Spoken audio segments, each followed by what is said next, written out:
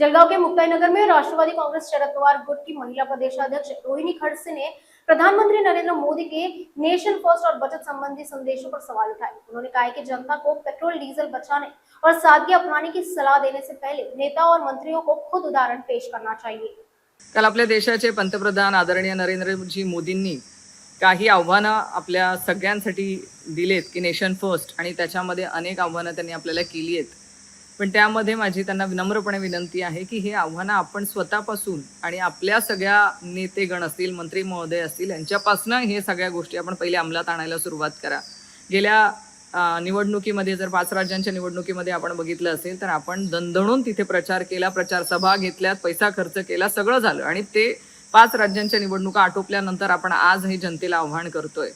बरं, तेही आम्ही मान्य करू की आखाती देशामध्ये युद्ध चालू आहे आणि त्याच्यामुळे आपण आव्हान करतायत, पण आपणच स्वतः येत्या 8 दिवसांमध्ये कुठेतरी विदेश दौऱ्याला जाणार आहात। मग त्यासाठी पण आपण तो दौरा रद्द करणार आहात का? आपल्या पक्षाचे, आपले जिथे जिथे सरकार आहे त्या सगळे मंत्र्यांच्या मागे जे VVIP कॅनवाय चालू राहतो, हाही एक पैशांचा किंवा आपण पेट्रोल डिझेल वाचवण्यासाठी जे आव्हान केलेले, मग हे ते बंद करणार आहात का? तुम्ही या सगळ्यांना मेट्रोने प्रवास करायला सांगणार आहात का? त्यांनाही मेट्रोनेच प्रवास करायला सांगा। कुठलंही कॅनवाय किंवा कुठलीही VVIP ट्रीटमेंट त्यांनी घ्यायला नको, असं आमची सगळ्यांची विनंती आहे। तेव्हा जनतेला आपण सगळं हे आव्हान करावं। माझी त्या निमित्ताने आपण सगळे जे आमदार, खासदार हे सगळे विकत घेण्यासाठी जो लाखो करोडोंचा पैसा आपण खर्च करतायत तोही थांबवावा।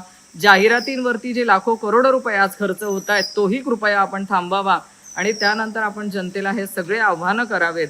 शेवटी काल जे तुम्ही आव्हान केलेलं आहे हे फक्त आणि फक्त आपल्या नियोजनाचा अभाव दर्शवतं आहे। कारण जर युद्ध होतं आहे आणि युद्धासाठी आपण आपल्या देशामध्ये मुबलक सुविधा किंवा ज्या लोकांच्या इच्छा आहेत किंवा लोकांच्या गरजा आहेत त्या जर आपण पूर्ण करू शकत नसू तर हे कुठेतरी नियोजनाचा अभाव दर्शवतो आहे, आणि तोच अभाव हे कालच्या आपल्या भाषणातनं दिसून आलाय। माझी सगळ्यांना म्हणजे नरेंद्रभाई मोदींनाही विनंती आहे की सुरुवात ही आपल्या लोकांपासून करावी आणि त्यांना काटकसरीने जगायला पहिले आपण त्यांच्यापासून सुरुवात करून शिकवावं। धन्यवाद।